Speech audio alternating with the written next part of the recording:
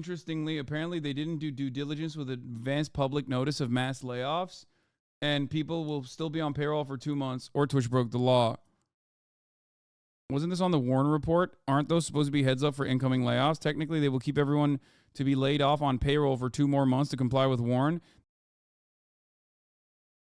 Okay, talk about Twitch news for a brief moment. Because while all of that is happening, Amazon has taken yet another action against Twitch, which it sees as his ugly stepchild, in my opinion. Amazon to eliminate hundreds of roles across Twitch, Prime Video, and MGM Studios. Now, of course, what ended up happening is yesterday, a lot of Twitch staff found out that due to a Bloomberg News article that they might get laid off.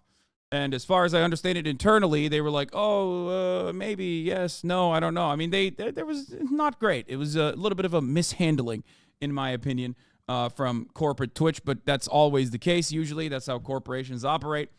And this comes after, obviously, 400 staffers being laid off, and also Twitch Korea division completely shutting down because it was, according to the words of CEO Daniel Jebediah Clancy, a very, I mean, it was prohibitively expensive. That's the words he used, which is a separate thing, right? It doesn't seem great that you're shutting off an entire branch and shuttering your entire operations in a country, right? Doesn't seem great, but there are obviously different reasons for why that was happening. We covered that at the time. It is one of the reasons is of course Korea's like incredibly restrictive non-net neutrality, having laws around how much ISPs can charge you specifically, right? The Korean thing was a specific reason, the Korean internet law that favors native streaming services and native internet service, like internet content creating platforms over non-native ones. It makes it really expensive and not worth it. Obviously, for Amazon, there is a cost to Twitch. I don't believe that they do market rate pricing for the server hosting, which is the most expensive part of live streaming, for those of you who don't know. But I assume that internally they calculate it in a way where they look at the numbers and they say, this is not a profitable business, of course, but I'm assuming it has some tax benefits. And also on top of that, there is probably a long-term goal, live streaming being a profoundly important kind of content creation. Amazon probably wanted to get ahead of it and become the monopoly of live streaming, which it did. Amazon still to this day has a majority, overwhelming majority of the share of clicks when it comes to online live streaming, specifically in the gaming space. Okay? So,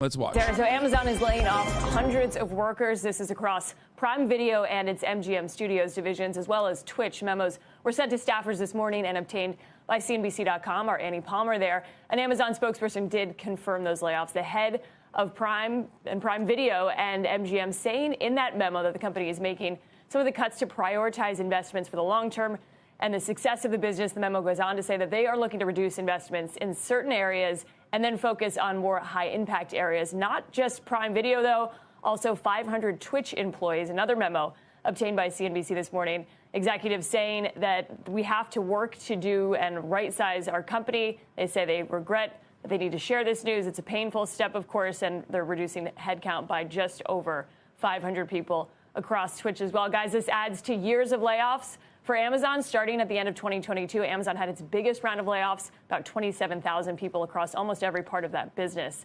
And that company shares slightly higher this morning. You can see layoffs are often seen as a way to increase some of that operating leverage and efficiency. Guys, back to you. Boeing. All right. So before we get to the Boeing story, which I have some interesting pieces on, Dan Clancy also had a take on it. Where is it? Does anyone have that? Does anyone have the Dan Clancy statement on the layoffs? talking about how this is, Twitch grew with projections and we grew the company to what we thought it would be at in the next 2 years, 3 years, and not where it's at right now, something along those lines. And here it is. To the Twitch community, I wanted to send a short note to let you know that we've made the difficult decision to reduce the size of our workforce today. At this point in time, we are focused on communicating with our employees and providing them with clarity on how this impacts each of them. We greatly value the employees we're saying goodbye to today as people and professionals and are grateful for all their efforts to support all of you. I'm sharing a copy of the email that I sent out to the company this morning to provide more context on the decision. Please know that Twitch remains focused on serving our streamers and ensuring that this is the best place to live stream for many to come. I know that you will have additional questions about how this might impact the community, and I'll host a stream on Twitch on Thursday, January 11th at 1 p.m. Pacific time to speak with all of you. Okay? I found an article from January 2020 which says Twitch headcount at the time was like 1,500 globally. 500 being 35% of the current staffers means they're now going to be at about 1,000 if my math is correct. Literally smaller than they were in 2020. But this isn't what I was... this isn't what I'm looking for. Oh, team. The team side is what I'm talking about. Here. Team. Today I have some incredibly difficult news to share.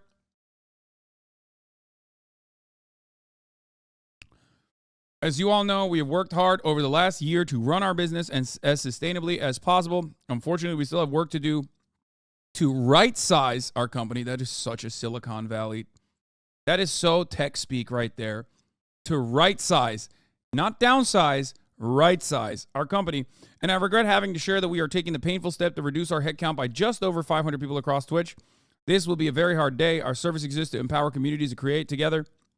And every single one of you has played a vital role in fostering our community and furthering that mission. The problem with a situation like this, okay, is that Dan Clancy is the CEO. But Dan Clancy is not the CEO of a company that is completely independent and can go out and take out additional loans in and of itself and continue keeping the company afloat as it tries to, I guess, find new revenue maxing strategies. Okay? He is the CEO of a company that is underneath another company. Another company that is, of course, Amazon. When Daddy Amazon, and I've said this so many times, Daddy Amazon says Twitch is not profitable, that's accounting. Okay? When Daddy Amazon says, oh, Twitch is blowing up, you can hire now, and Twitch ends up hiring a bunch of people, okay? Then that's how it goes. And this isn't just Twitch. This is across the Amazon video sector. Amazon to lay off several hundred staff in Prime Video studios.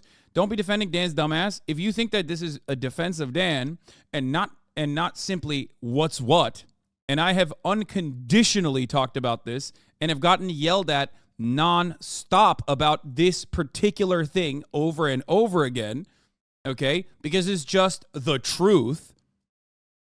I don't know what to tell you. You're describing the entire tech sector, not just Amazon.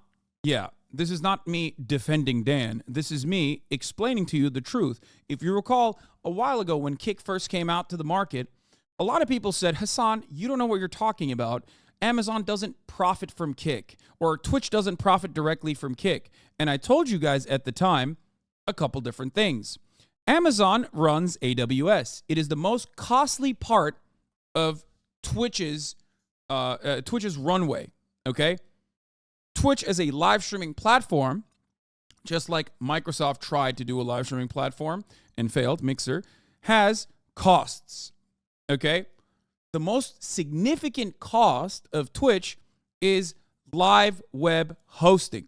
This is a profoundly costly endeavor regardless. There is like a built-in cost to it, okay? No matter what happens. Now, that cost of keeping the servers alive is, of course, that cost of keeping the servers alive and making sure that they don't, like, catch on fire like they have in the past, and ensuring that that still works on the back end, all of that is very expensive, okay? It is. That is probably one of the most expensive parts of live web or any kind of live streaming platform. Okay? Now, having said all of that, of course, Amazon already has all of that, right? Amazon already, this is their main bread and butter. Amazon makes a lot of money off of AWS, their web service, okay? Half of the internet runs on AWS. The other half runs on Microsoft's web service and Google as well. But I believe Microsoft is the second biggest, right? And AWS, Azure is the second biggest. AWS is the biggest. Azure is the second biggest. And then I guess Google. So Google Cloud is the third.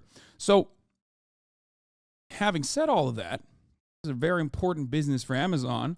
What they could technically do, like I said, if they wanted to tomorrow decide that Twitch is the most profitable live streaming platform on the planet, they could just simply massage the numbers and go, the cost of the live web hosting to Twitch from Amazon is $0. If they were to decide internally in their accounting that you are no longer technically paying for web service, Twitch would be the most profitable company on the planet.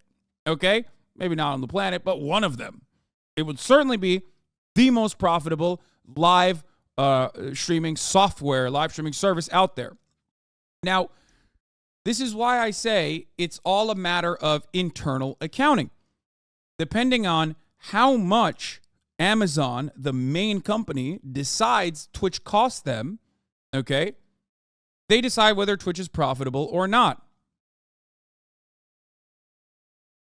Kick, on the other hand, does not have the same exact approach to it because Kick is using AWS to even have a website. Okay? You've been saying this ever since Congress asked Bezos about Twitch and he had zero clue what it was. Yes, and I was very happy back then. And the reason for why I did not want Jeff Bezos to know what Twitch is because I don't want him to look into it and then find out that it's like not exactly a great business for them. Okay? You still got to do intercompany eliminations. It's a true economic activity that enters and leaves the conglomerate. So yes. So internally, there's two different kinds of accounting, right? So you have the I guess opportunity cost of like Amazon's limited web hosting service and how much bandwidth they're giving to Twitch versus whether or not they sold it to an outside company, that web service. Okay? So that would be probably judged on market rates. Okay? So there's an internal cost, like an actual cost of running this service, which would be like whatever it is. After all the sunk costs, whatever it is that is like whatever fraction of the upkeep of the servers that Twitch is costing Amazon for just simply existing versus the actual cost of it when judged as though Twitch is an outside entity coming to Amazon to purchase AWS. There's a second part of this, though. The second part of this is, of course, the white glove production back-end service that Amazon also sells. Some of those are Twitch staffers, okay? Some of those people that are working on, for example, when Kick purchased AWS, there's a second part of AWS called IVS, okay? IVS is the bones, the skeleton of a live streaming service. Some of those guys that work at Twitch directly work on IVS. So technically, Amazon is making money off of selling basically the skeleton of Twitch to other companies as well. Okay? It's like a white label. It's a white label product. Okay? How do you know all this shit? What do you mean? This is like all readily available things that you can find out on your own. IVS is the technology that Amazon bought Twitch to integrate into AWS as a service. Yes. So, having said that, it's another way that Twitch makes money. It's another way that Twitch makes money for Amazon. Twitch also, as a, I guess, separate entity under the Amazon umbrella, generates revenue for Amazon by obviously giving a subscription percentage from every subscriber that subscribes at the top of the hour to my channel, for example, to avoid the ads at the top of the hour, the 3-minute ad break. They take a percentage of that, right? Another way that Twitch makes money or for Amazon, generates revenue for Amazon, is when a streamer like myself runs ads at the top of the hour. They take a percentage of that too. Because at the top of the hour, there's a 3-minute ad break. If you no longer want to see those ads, all you need to do is subscribe for $5 or for free, right? That's how it works. Then there's obviously like other contracts and things of that nature. I'm sure like there's sponsorship deals across the board on the platform, yada, yada, yada. 34 MKD50, thank you for the 50 gifted subs. I was just giving an example. Here's the 3-minute ad break now, by the way. It seems really easy for them to just adjust stuff to make zero profit on paper, just like the rest of Amazon. Of course. That's one of the many benefits of... That is one of the many benefits of being a massive company that has successfully implemented horizontal and vertical integration. That's how it works. You can transfer pricing from one side to the next. It is the same principle behind Amazon having its own delivery service. Okay?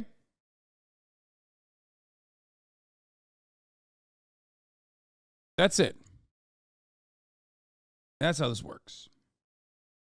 Plus, Twitch can act as a marketing platform for Amazon. It adds an additional benefit to subscribing to Amazon Prime.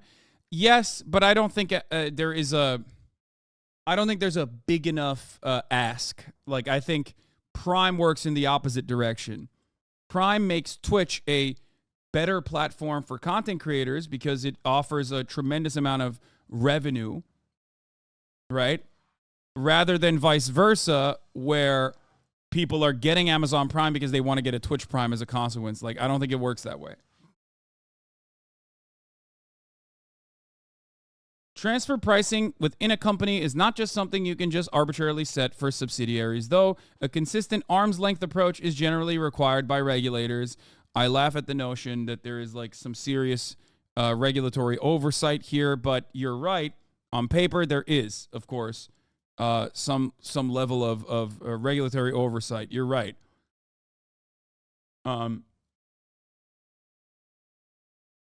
It's just, is there enforcement of such regulatory oversight? I do not know. Now, there is some supposedly regulatory oversight coming to Amazon specifically as it pertains to its monopolies from the likes of Lena Khan. When you say U.S. regulators, ? There are some U.S. regulators that are currently working specifically on Amazon. Perhaps that is one of the reasons as to why they are doing more internal accounting to ensure that there is that they're making all of their video divisions more profitable on paper. Okay. I did this for a software company in Canada. It's essentially a facade law. Regulators work with the entity to make it work, so it's fine and dandy for public scrutiny. Yeah. So maybe Amazon is just reporting that Twitch is losing money to meet regulatory appearances, but in reality, it does make money hand over fist because I pay myself. Isn't getting anyone into debt. So let's get back to the Dan Clancy. Now that I described this, let's get back to the Dan Clancy statement. I know many of you are wondering why this is happening. Over the last year, we've been working to build a more sustainable business so that Twitch will be here for the long run. And throughout the year, we have cut costs and made many decisions to be more efficient. Unfortunately, despite these efforts, it has become clear that our organization is still meaningfully larger than it needs to be given the size of our business. Last year, we paid out over $1 billion to streamers. So while the Twitch business remains strong, for some time now, the organization has been sized based upon where we optimistically expect our business to be in 3 or more years, not where we're at today. As with many other companies in the tech space, we are now sizing our organization based upon the current scale of our business and conservative predictions of how we expect to grow in the future. This decision, while incredibly difficult and painful, is necessary to ensure that we can continue to serve our streamers sustainably without impacting their ability to support their careers on Twitch. Part of what makes this so difficult is the passion that so many of you share for the Twitch community and the hard work you've put into serving our streamers. I know you are all wondering what this decision means for you and your role moving forward. While we know it is better to hear about the impact face to face, we realize that it is more important to share the news with the affected individuals as quickly as possible. With that in mind, here's what you can expect within the next hour. If your role is affected by this decision, if you live in the US, Canada, Brazil, Mexico, or Singapore, in the next few minutes, I will send an email to this group of people sharing the unfortunate news that your position is being eliminated. Okay, well, that's crazy. Afterwards, being eliminated, unfortunate news that your position is being eliminated, important details on everything we're doing to support you through this transition. Afterward, your org leader will reach out directly via email with more specific information about your severance package and to give you the option to speak with them individually. These one-to-one meetings will take place over the next few days. If your role is affected by this decision and you're in any country not listed above, in the next few minutes, you will receive an email from Lauren Nunez with more specific information on the process and the next steps, which vary by country. For everyone who's leaving Twitch today, I know how important it is to say goodbye to your colleagues, so you will retain access to Slack and your email until 1 p.m. Pacific. If you are in Singapore, you will have access until 12 p.m. local time. Jesus. If your role was not affected, I will send another email to this group confirming your role was not affected by this decision. Afterwards, I plan to host regional all-hands throughout the day so you can hear from me directly. Details on the time of these sessions and calendar invites will come through later this morning. I also want to acknowledge how disappointed I was yesterday that this information leaked. I'm sorry for all the anxiety that it caused over the last several hours. Our hope was that you all would hear this from us this morning and very quickly understand how this impacted your role, and we were unfortunately not able to accelerate the timeline, which I know is very frustrating. I want to close with my sincerest apologies to everyone who is leaving Twitch. You are some of the most talented, committed, and creative people I've ever worked with. Thank you for everything you've done to help us build Twitch and foster our community. We are all here because we believe in the power of Twitch and our community, and while our mission is far from over, right now our focus is on taking care of each other. I'm always grateful for how well you all support and show up for one another during our best and most difficult moments. Dan. So talented, but not enough to pay you, though. My company cut off access while people were in the call, finding out they were laid off. So at least they did that.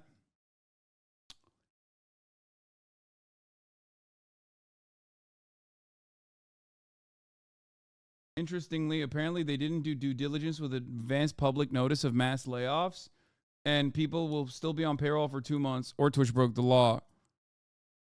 Wasn't this on the Warren report? Aren't those supposed to be heads up for incoming layoffs? Technically, they will keep everyone to be laid off on payroll for 2 more months to comply with Warren. Does that mean in 2 months we see Twitch or Amazon with layoffs dated around this time? The way these are presented online has made me think they're a heads up for people getting laid off. Is this not true? I mean, I'm sure that it's like probably packaged as their severance, right? Yeah, that's usually how it works. Like you get put on payroll. They're like the most layoffs are always awful. The most, I guess, like the best, most ethical type of layoff that you can engage in is the voluntary severance package layoffs, but that's obviously very costly to the company, so most people don't want to do that, where they will see areas that they need to significantly downsize in, and they will go to all of the workers in said areas and say, hey, if you leave now, we'll pay basically 6 months of your, depending on what the severance package looks like. They make this internal calculation. 2 months is usual, but in the most ethical layoffs that happen, and I have friends that have literally gone through this in the tech sector, where they will go up to you and they say, hey, there's going to be downsizing occurring here, and we want to give you the option to voluntarily leave now. And if you voluntarily leave now, we will pay you. We'll pay you like 3 months, 4 months, or maybe even up to 6 months of compensation, like as though you have a job here for 6 additional months, right? You stay on payroll for 60 days, and if you don't got a job, you get a severance at that point. You are still a non-functioning employee to go with the Warren Act. Etsy's layoffs are really generous when compared to other layoffs. So were Spotify's? Yes. The Warren Act federally requires 2 months, some states 3 months. That is very rare in the industry. Yes. It depends on which company is doing this. I'm not going to reveal it, but it was a very big ISP. Jesus, there's not that many of them out there, but that's what has happened to some of my friends before. So yeah, I know this is slightly off topic. Being a college student and seeing all these layoffs makes me incredibly nihilistic for my own future. I mean, yeah, welcome to the world of graduating out of college post 2008. Let's be real. Let's be really real, okay? I graduated college in 2013. This was like, this has been, there was like a brief moment of like, I guess, normalcy in between that time frame. But when I first graduated, it was like, the situation was dire, okay? I graduated from college in 2013. The economy had not recovered the economy and the job market was not looking that great when I graduated.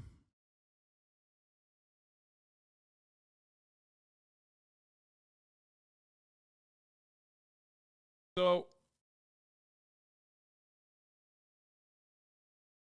in 2013, does that mean you're 35 now? I don't know where you learned how to do math, but no, I'm 32, about to be 33.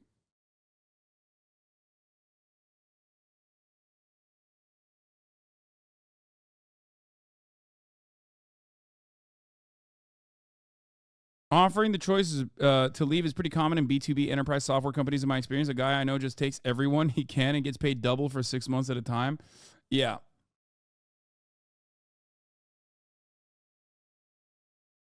In my opinion, a lot of these layoffs are follow the leader companies see others doing layoffs and they think they have to. The phrase, as with other tech companies, suggests that has to be the case here. You know, there was a point in time when I used to look at something like this and go, that's crazy. You're out of your mind. And then I found out that that is actually unironically precisely what happens. That is not even a joke, especially when it's a company as large as Amazon. And yes, on the tech side, in many circumstances, that is precisely what's going on. It's not even a joke. Monkey see, monkey do is a matter of scholarly work in this field. We've read the research from that one Stanford professor who basically spent his entire career talking about the layoff meta in Silicon Valley. Like, tech layoffs oftentimes work on that principle. You would think that it's not the case, or you could technically say, well, there is a lot of bullshit jobs in the tech sector. That much is true. However, having said that, most white-collar jobs are bullshit. That is just the reality.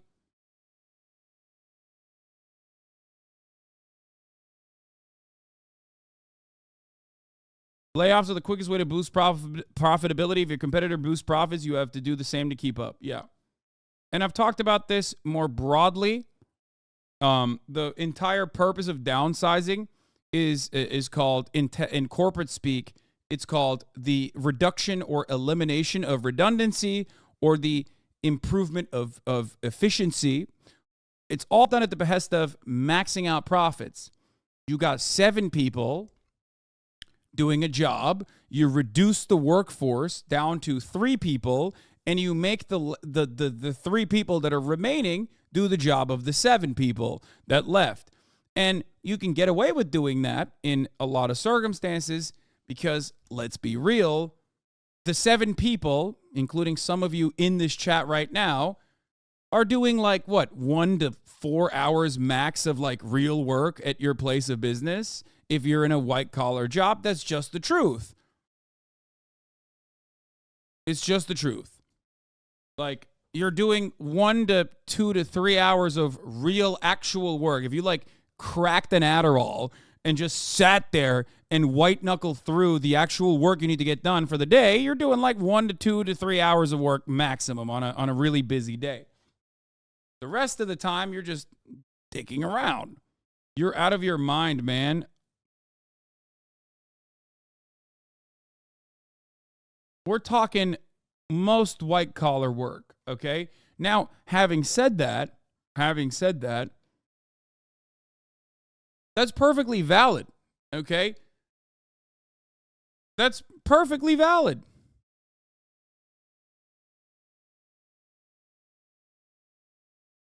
They're paying for me to be available during those times. Pretty much, yes. I love when people say you're out of your mind. Well, they're probably watching me, cleaning their house, but technically they're on billable hours, okay? If they work from home. Or they got me in one ear, okay, at the place of work. They're listening, so they can't technically watch, right? While simultaneously, they had the Excel spreadsheet up every single time the manager walks by, and you're just over here, sitting here being like, yeah, dude, you're crazy. How dare you say something like that? That's normal. It's a normal thing. That's a perfectly valid thing to do, okay? The reality is that you shouldn't even have to sit in that place of work for that time frame regardless. Many of this is just ridiculous. You don't have to do that. You shouldn't have to do that.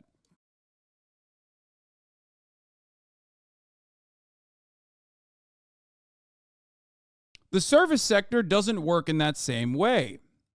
Many of you are in the service sector, or many of you, for example, are delivery drivers, and you're listening to me on the job as well, but technically you're actually doing more work than the amount of work required for the white-collar professional for that specific time frame that they actually have to do work. You're like literally on your feet in some regard. If you're in the service sector, or if you're like in retail, like you're even if there are no customers coming into the shop, you're still on your feet. And you're still cheating it a little bit, and you're listening. Service sector generates more joules per hour of work. Yeah. Now, this is not about like what your contribution is. This is more so about what kind of value you generate for the company. And the value you generate for the company is always going to be more, regardless of if you're working 1 hour out of that day or all 8 hours of that day.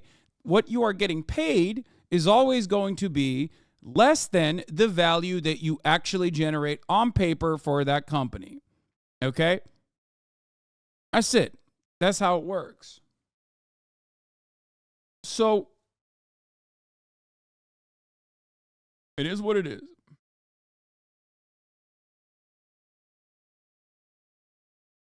Maybe find a more labor-friendly term than bullshit jobs. Is pretty lame to hear from a leftist. Bullshit jobs is actually from David Graeber. And I don't have an issue with bullshit jobs. I think most jobs are bullshit jobs. You just, you just get paid. It's a good thing. It's a commerce. It's a term literally coined by a leftist. Also, I do something that's barely a job. I sit online and talk to a camera. So let's not even get into that, okay?